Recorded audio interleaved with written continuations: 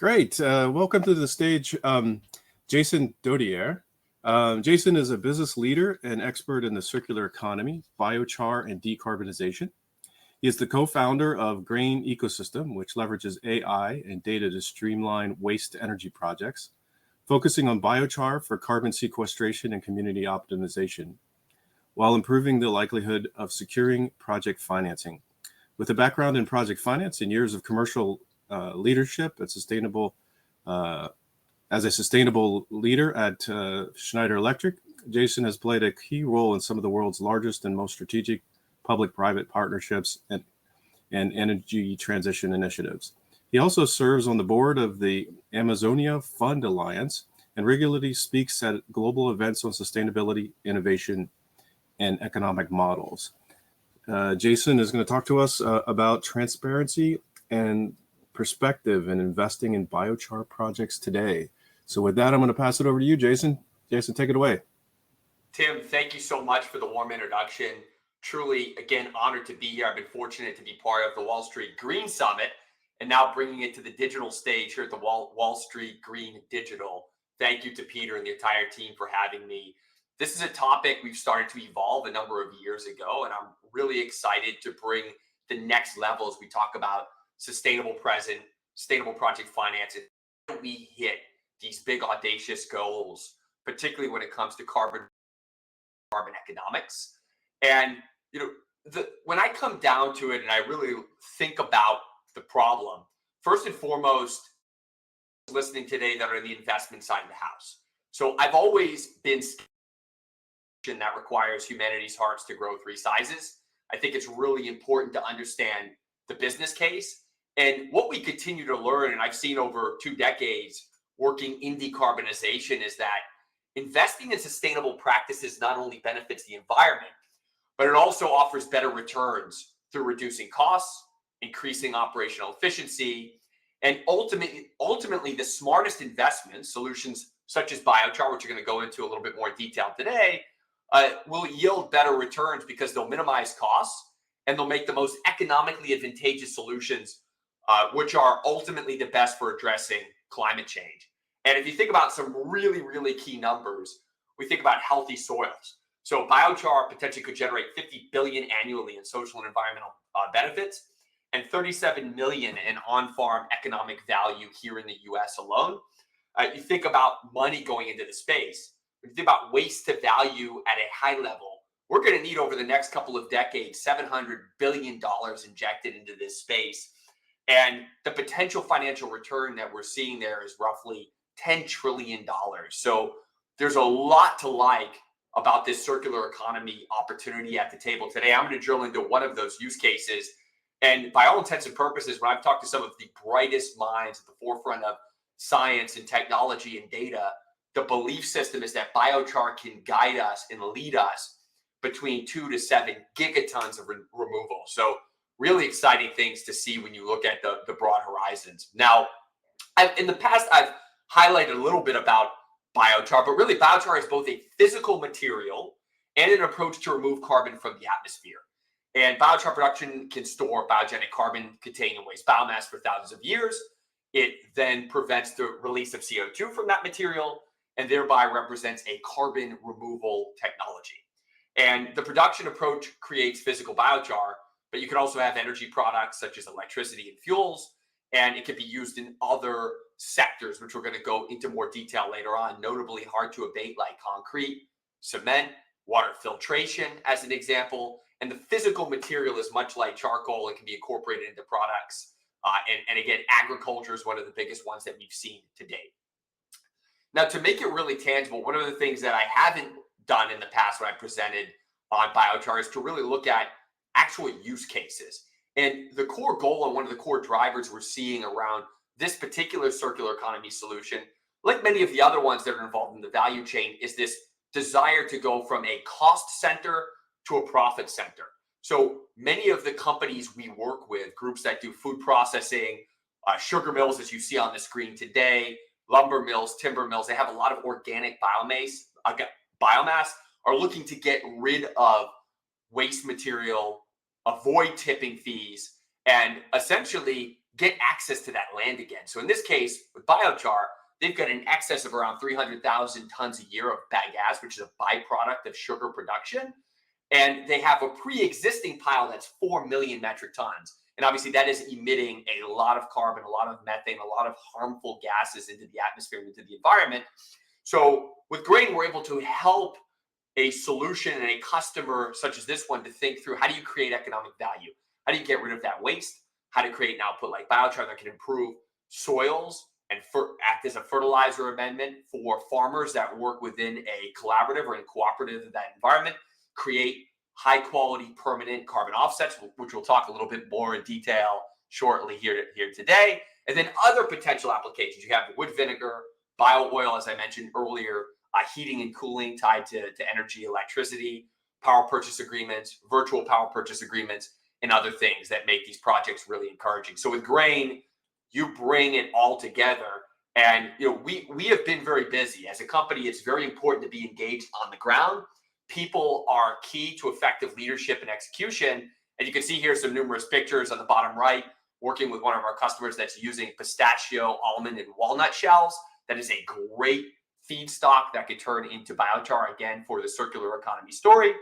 We recently had the first Biochar Revolution event during New York City Climate Week. We met with companies like Wholesome and Lafarge, Davy Tree Company that's using organic biomass to essentially improve the context and content of growing trees, and thinking through the economics around other key sectors. But it's driving visibility. This is a person-to-person business, and great technology can drive change, but you have to understand what makes people tick and how to best work with them. And ultimately, how do you do something in a fraction of the time, fraction of the cost, and ensure that you're de-risking these opportunities to get them to the point of being able to get access to the necessary capital, the bridge capital, and other things, while also looking to maximize non-dilutive capital at the same time.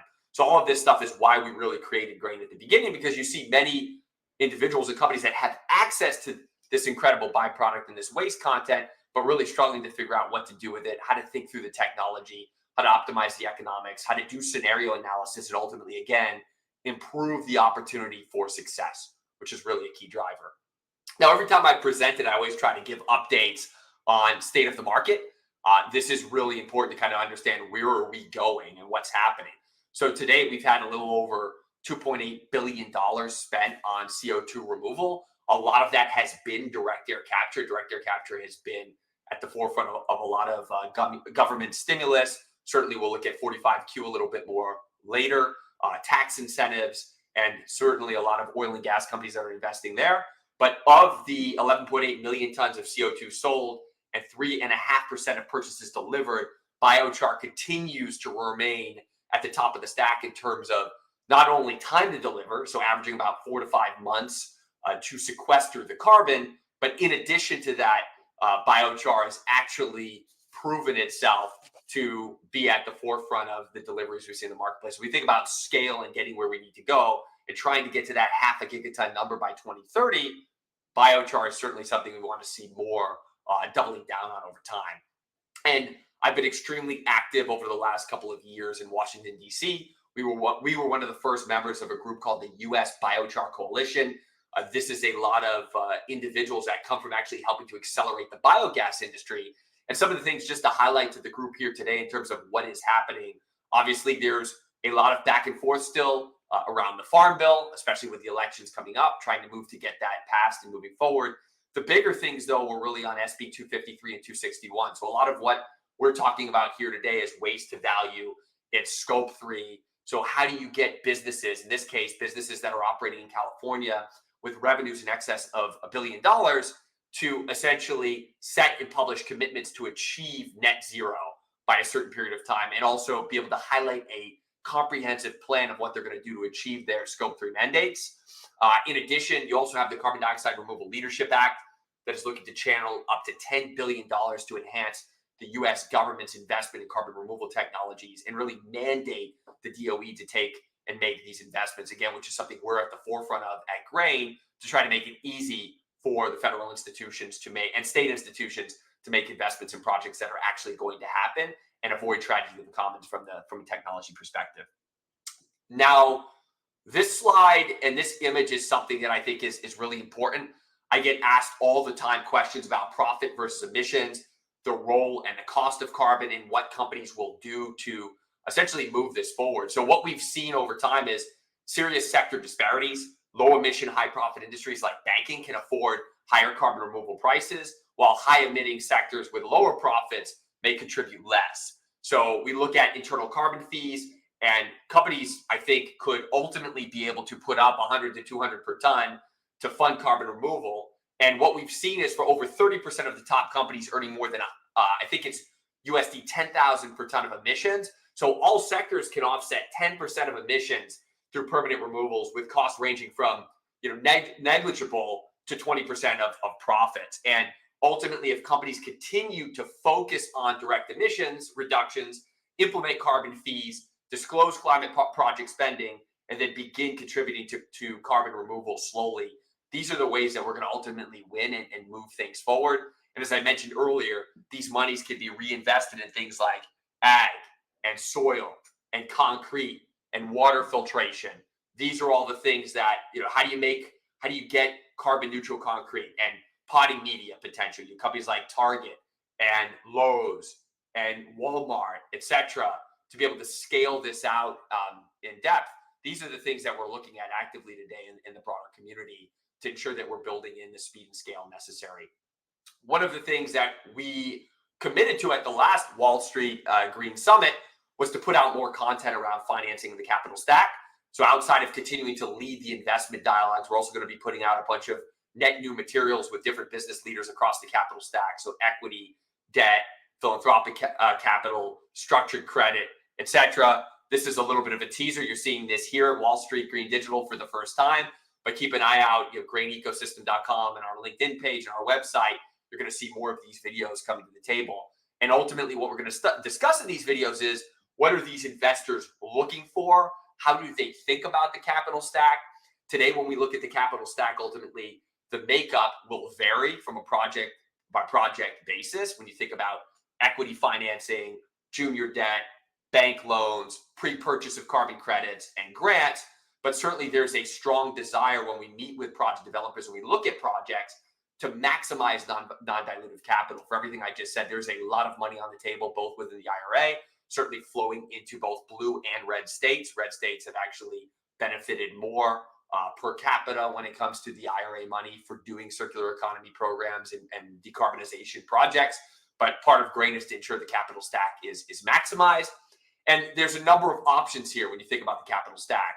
So if you look at, first of all, you have to understand, well, what are the expectations of the counterparty? So many of the people that are presenting at Wall Street Green Digital are listening in on this presentation. They fit into these different buckets. So for us at Grain, we're constantly figuring out, well, when you think about project finance and you think about capital that's available, how can we leverage debt? So USDA-backed loans, as an example, again, leveraging money from the IRA, sustainable bonds, so issuing sustainable or green bonds to help organizations raise capital from investors. You've got sustainable linked loans. So these loans reduce interest rates based on achieving sustainability targets. So if you think about like biochar production volume or greenhouse gas emissions, this approach is going to encourage borrowers to meet environmental goals. You've got debt for equity swaps, and certainly government and development funding. And a great example here that I always like to go to is the International Development Finance Corporation based here in DC that's looking at scaling and developing economies.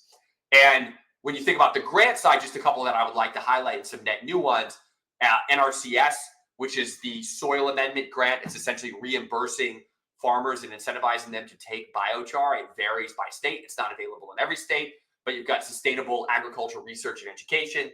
You've got the REAP, which is the Rural Energy for America program. California Department of Food and Agriculture is doing a lot of work, and then obviously DOE and the Innovation Conservation Program as well. So thinking holistically about the capital stack, how to maximize it and where to go, and ultimately as well, thinking about scenario analysis here. When you look at scenarios, how do you maximize bank loans, pre-purchase? Credits can make up 30 to 40% of the capital stack. If you think about forward contracts, pre-purchase, working with different institutions, equity financing. But a lot of the deals we've seen in the US today have a mix of grants, bank loans, and equity financing. A lot of times these are organizations that can put up some of that bridge capital to move the needle forward. And at Grain, our job is to, how do we put you in position for success? How do we align with an investor's thesis? How do we pull more of the renewable energy investors into this space, thinking about waste to value, waste to energy, and biochar, and making it very easy for investors to get educated and engage with projects?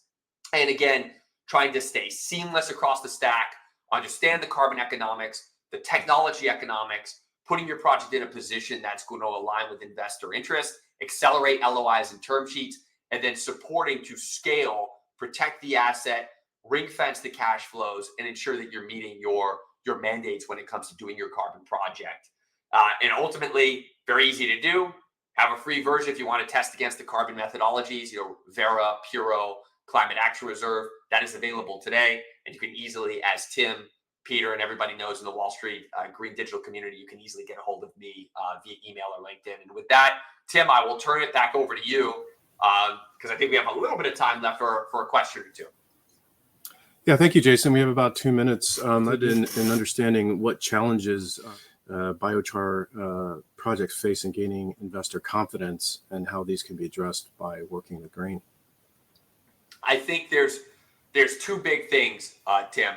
The first is how projects are being positioned and set up.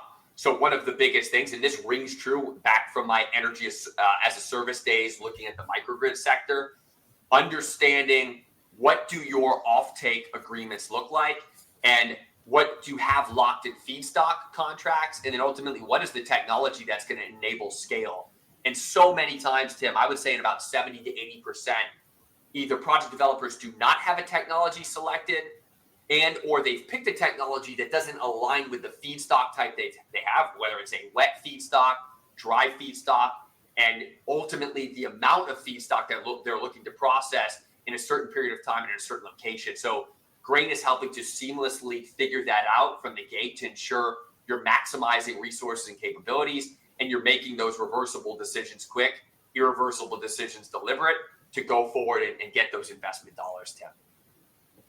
Great. I think we have time for one more question. I'd be interested in understanding how biochar projects balance environmental benefits with economic returns for the producers. So with this one, if you think about the sugar mill use case, so first and foremost on the environmental benefits, the two big ones that I would highlight there is as a soil amendment. So you bring great permanence. So not only are you sequestering carbon in these soils, and many soils across the U.S. are sub 2% carbon in the soil. Pre-industrial revolution, we were looking at 10% plus. So they're not only sequestering carbon in the soil over a long period of time, they're improving the microbial nature, they're reducing the amount of water by 30 to 40%, they're increasing yields and hopefully reducing the amount of runoff that is happening. This is the reason, some states, like you look at Iowa, second in the country in terms of cancer rates, that runoff is going into water, it's getting on skin, etc. And then the economics, so it's improving the business. It's, as I said at the beginning, it's turning it from a cost center into a profit center. You're reducing costs, improving project economics. And in that case, we're also using biochar as an additive to cattle feed. 20% biochar reduces methane emissions by 90%. So those are just some of the things. And you're taking a waste product, Tim, and turning it into potentially 2, 3, or 4 sources of revenue on top of all those biodiversity benefits. Thank you, Jason, and thanks for all you do with Grain and improving the market for biochar in this world. So thank you so much. Unfortunately, we have to move on to the next speaker. So have a great day. Thank you, Tim.